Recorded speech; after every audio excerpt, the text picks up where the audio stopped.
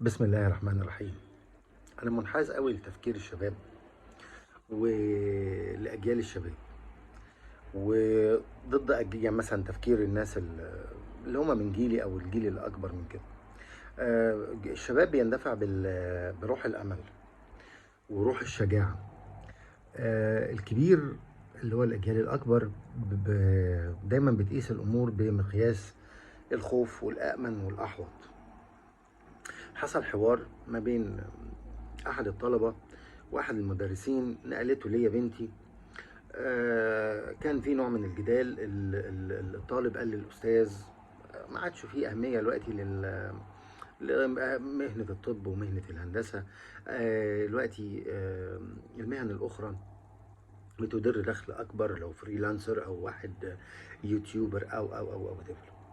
فالمدرس يعني لم يوجد الرد، فلقيتني بتداخل في حوار كده معاها. قلت لها فانا حبيت ان انا انقل ده ليكوا يعني.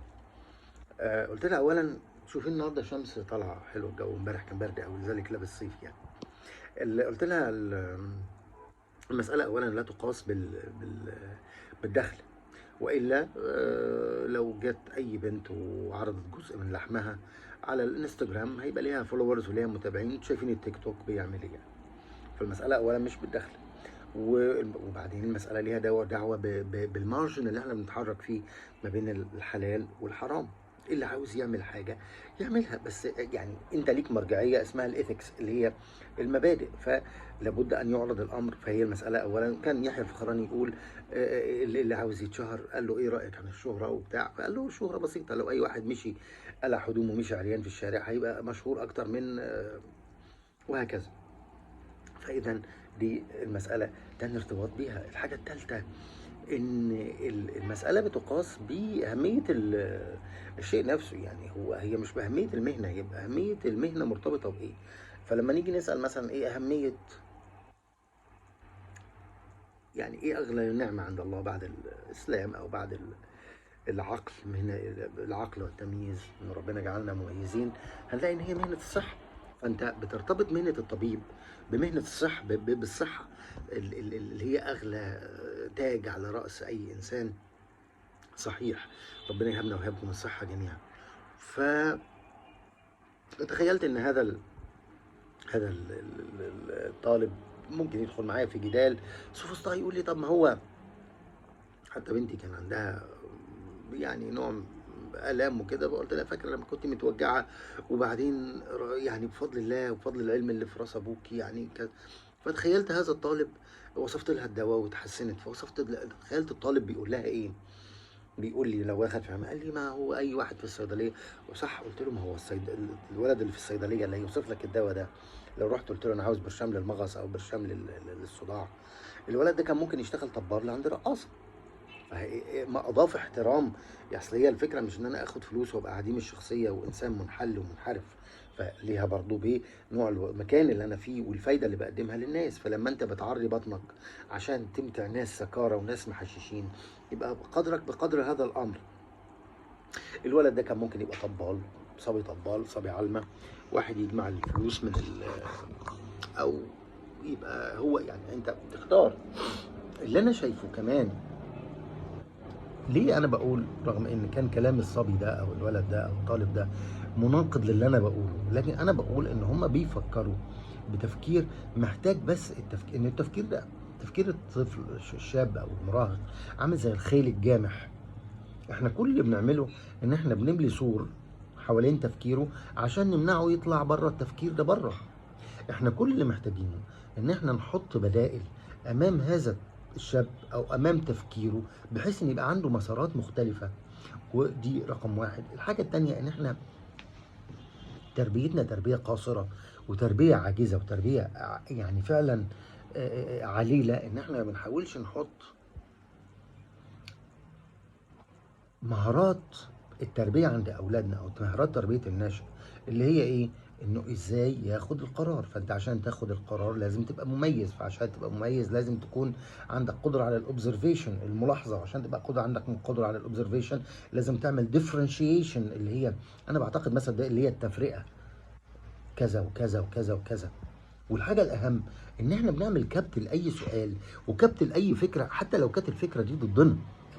يعني حتى لو كانت الفكره دي ضدنا. يعني هل مثلا انا مثلا كنت بتكلم، فبنتكلم في منهج معين، فاتكلمنا في الغزوات، ف حتى مراتي زعلت مني، قالت لي انت ليه بتقول معلومه زي دي؟ قلت لها علشان انا ما عنديش قداسه. انا عندي احترام وعندي توجيل وعندي توقير وتبجيل للاشخاص في التاريخ الاسلامي، لكن ما عنديش قداسه لحد بعيد عن سيدنا وسيدي وحبيبي محمد صلى الله عليه وسلم. قلت لها سيدنا عثمان هرب من غزوه احد اسبوع كما قالت المرويات وكما قالت الاجايات. هل ده ينتقص منه ان هو ثالث الخلفاء؟ ابدا. هل ده ينتقص منه ان هو ذو النورين؟ ابدا. هل ده ينتقص منه ان هو جهز جيش العسره؟ ابدا. ورضي الله عنه وارضاه، الشهيد، ولكن دي حقيقه وقعت. فلما ابعد ما انا قلت المعلومه الثانيه وكملت بالثالثه، لكن ده يصب في حكايه ان هو انسان. فانا لما اشيل التابوهات المغلقه واحاول افتح افق قدام الجيل الجديد ان هو يفكر بدون ما يكون في عوائق او عراقيل، وان انا احاول مش ان انا اكبت ولا ان انا اصدم ولا ان انا امنع ولا ان انا بنتي لما بتسالني على نظريه التطور وداروين وقلت لها والله ما اعرف. انا قلت لها this is the list of my concern. يعني انا ليا الدستور بتاعي اللي بتحرك فيه هو القران. ولقد كرمنا بني ادم، يبقى مش من تكريم بني ادم ان هو ينشأ. لذلك قلت لكم في مارجن. انا ارجو نتناقش في هذا الامر، اكتبوا لي ان يبقى في اخذ ورد، يبقى في، لان دي قضيه مهمه جدا. انا قلت لكم انا قضيتي هي الشباب. قال لي ايه؟ لان الشباب هو المستقبل، والمستقبل هو الامل، والامل هو الحياه. وانا قضيتي الحياه، ازاي نعيش في الحياه واحنا منتجين، ازاي نبقى يعني ازاي ابقى انسان مسلم كما يريدني الله ان اكون. احنا لما بنيجي بنفكر بس في الماديات. انا عاوز ادخل كليه الطب عشان ابقى غني. قلت لها 5 عين بتوع زمان انتهت. دلوقتي لو انت بعت صوره على زي نشت ده الراجل الامريكي اللي عنده 6 مليون فولور ده، ولا الفت، ولا احمد مراد لو كتب قصه واتعملت سيناريو وخد ارباح من السيناريو، ولا انا كدكتور وخدت فاميلي ميديسن بس جيت قمت مشارك ناس في مركز طبي حضانات مثلا او كذا وجالي الربح، يبقى اذا والتجاره 10 يبقى اذا ما عادش التفكير، لان الدكتور هو السماعه والميرمرز اوف ذا هارت والكلام ده. اشتغل اللي تحبه، لكن فكر في اللي يجيب لك فلوس. الطب ما بيجيبش فلوس الا بعد مده. يعني انت لو اتخرجت من كليه الطب وواحد اتخرج من كليه تجاره وكان عنده واسطه واشتغل مدير في بنك، فهو واشتغل مثلا خدمة عملاء، وبعدين اشتغل كاشير، وبعدين خدمة عملاء، وبعدين كذا وبعدين كذا، وبقى مدير في نفس الوقت هتكون انت لسه بتحضر ماجستير. فاذا مهم قوي نفصل ما بين العمل. لذلك اعمل ما تحب، حب ما تعمل حتى تعمل ما تحب، ادرس كمان ما تحب. احنا كلنا بنفكر تفكير احادي، تفكير عامل زي المخطمه بتاعت الحصان محطوطه كده عشان عينه لا ترى الا ما هو مرتبط بهذا الحد. انا ما بشوفش بعد هذا الحد، انا بشوفش بعد الحكايه دي الشمس قويه، انا بشوفش بعد الحكايه دي، وبالتالي لا ترى الا ما يرى يعني صاحب الحصان. يعني فبالتالي المساله لها علاقه بايه؟ رؤيه غيرك. انت لذلك تاني الكلام اللي بقوله بقى، هل انت عايش حلمك؟ ده بقى مهم السؤال. هل انت عايش حلمك؟ هل انت عايش حياتك؟ هل هل انت feeling your shoes؟ انت مالي جزمتك؟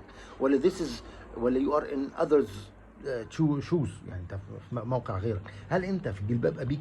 ولا انت انتفضت واردت ان يكون لك وجود بعيد عن تحقيق حلم جده او جد او whatever؟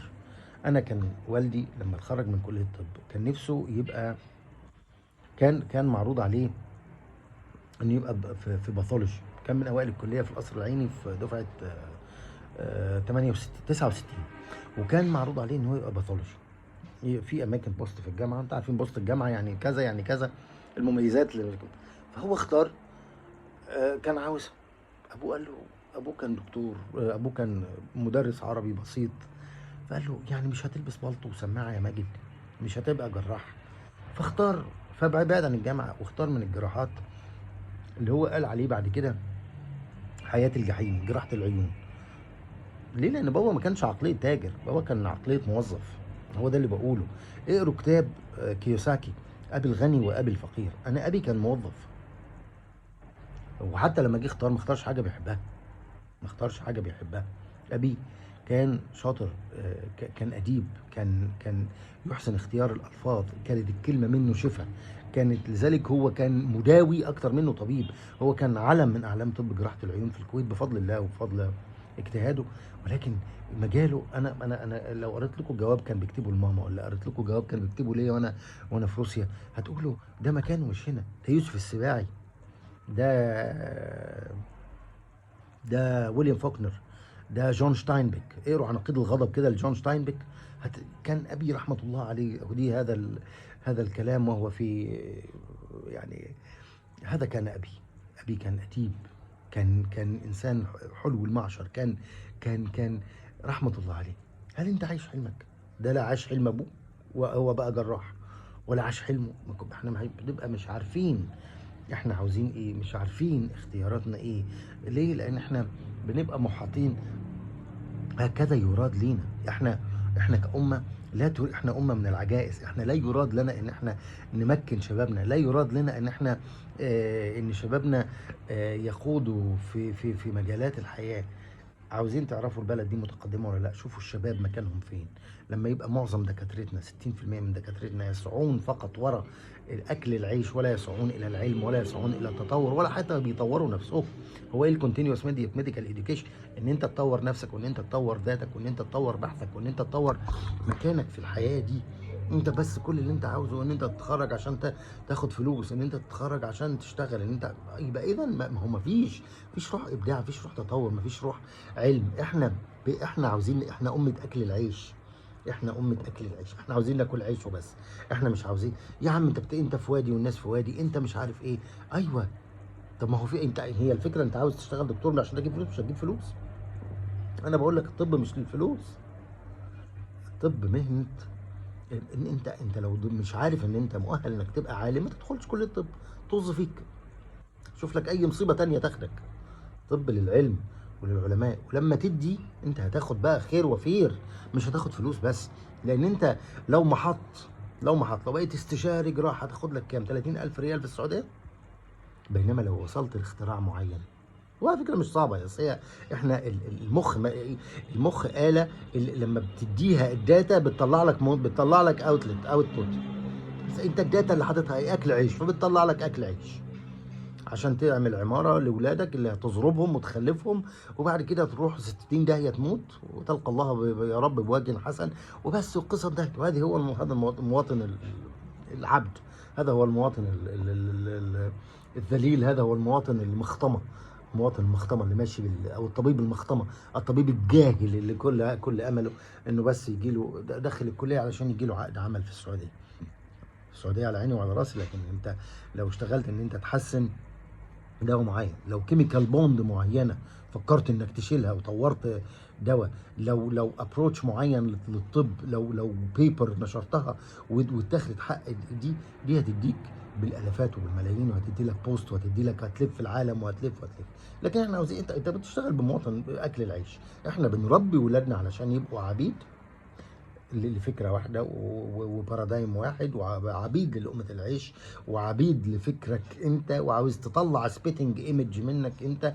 سبيتنج يعني تفه، بصقه. ايمج يعني النسخه التافهه او النسخه البصقه. سبيتنج ايمج، يعني ده كان برنامج في انجلترا ولسه موجود لحد دلوقتي. النسخ المشوهه عاوزين نطلع نسخ مشوهه مننا. انا بشوف الناس اللي ماشيه في الشارع دي نسخ مشوهه، نسخ محشوه بالترهات وبالتفاهات وكل املك. احنا كان بنقوم كل يوم الصبح بنفكر في الغريزه، ناكل ايه، نشرب ايه، نروح فين، نسلي وقتنا، اقعد على القهوه، اشوف الماتش، انام مع مراتي، ادخل الحمام، البس ايه، اشتري ايه، هحط. شوفوا اللي احنا حاصل عندنا دلوقتي، شراء الذهب وبتاع، عاوزين يشتروا ذهب وهم اصلا مش لاقيين ياكلوا. هو زي ما كان سيدنا علي يقول: الناس من خوف الفقر في فقر. هي دي حياتنا ماشيين كده. لكن فين القيم المثلى؟ فين القيم العليا؟ انا عارف انه الكلام ده مش هيعجب، بس انا بقول اللي يعجبني، لان انا بشوف الامر من وجهة نظر مختلفة اخرى. لان انت عاوز تجيب فلوس، طب ما اشتغل صابر اصل، اشتغل، ما تشتغل كوتش بتاع هز بطن، ولا اشتغل كوتش رقص، بتعلم فالس ولا تانجو، بتعلم. ايه المشكله يعني؟ غلط مش غلط، حلال وحرام دي قصه تانيه. لكن هي الفكره، انت عاوز فلوس ما تروحش الطب. ما هو دي الفهم الغلط. احنا ليه الطب عندنا بقى له، وليه الهندسه بقت لها كذا؟ لان احنا رابطين ما بين ده وما بين الايه، الامان. المواطن اللي عايش في امان، المواطن الذي يراد له ان هو بس يروح من البيت للشغل ومن الشغل للبيت. انت يراد ليك انك تعيش المواطن المعلب، المواطن اللي عامل زي الاندومي. تيجي هو في الاندومي ده في ابداع.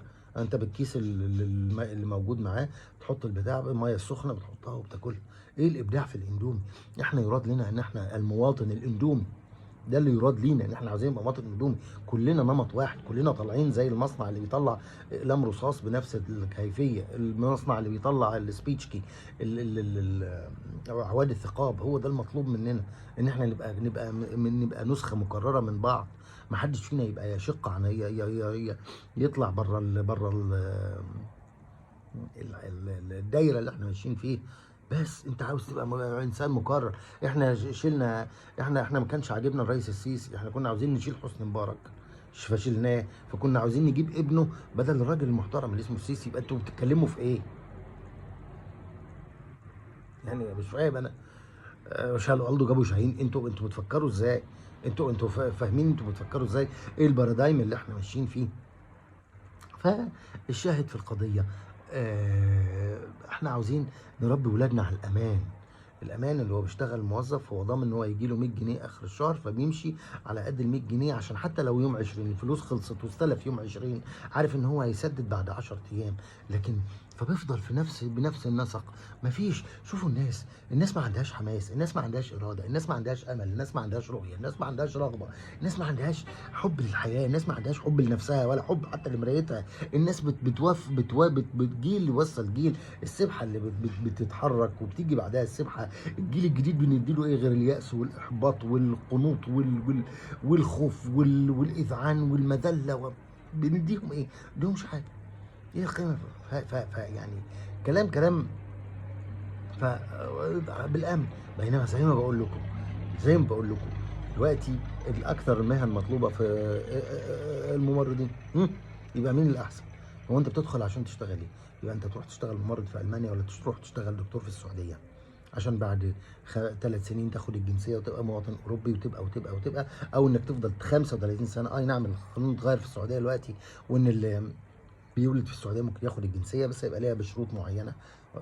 ما هو بتتطور. الامم بتاعت الدول الخليج دي بدو، بيقعدوا يرعوا الغنم ويخلص يروحوا بقى حته تانيه.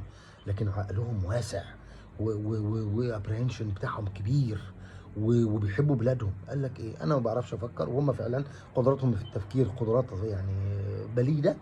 لكن قال لك انا هجيب اللي يفكر لي واحب بلد. يعني هم عندهم تفكير، هم اذكياء يجيدون استخدام مواردهم، هم بيحبوا بلدهم. قال لك هجيب الناس تحط ايه، يطلع شايفين دبي، وشايفين قطر، وشايفين المنامه، وشايفين السعوديه. لكن بصوا على الامم اللي بقى لها 7000 سنه، بصوا على اليمن وخربت اليمن، بصوا على سوريا وخرب سوريا، بصوا على العراق والمذهبيه عملت فيهم ايه. فاذا حط دماغك، اعرف انت عاوز ايه، شب عن الطوق، فكر، وسع دايرتك، وسع برجلك، احلم. ولكن احلم بالاطار السليم، وشوف انت عاوز ايه، وشوف حلمك ايه. ما تعيش حلم حد تاني، ما تعيش حلم حد تاني. دي حياتك انت، في نسخة واحدة بس من حياتك، عيشها، نسخة واحدة بس دي مش بروفا، مفيش حياه تانية. لذلك دايما بركز على فكره ان النهارده اليوم الاول من حياتك، النهارده شهاده ميلاد جديده ليك، النهارده قول انا هبدا حياه جديده، هبدا نظره جديده، هبدا تفاؤل جديد، هبدا ابتسامه جديده، هبدا يوم مشرق جديد زي اشراقه شمس يوم الجمعه. رب اشرح لي صدري ويسر لي امري واحلل عقده من لساني يفقهوا قولي.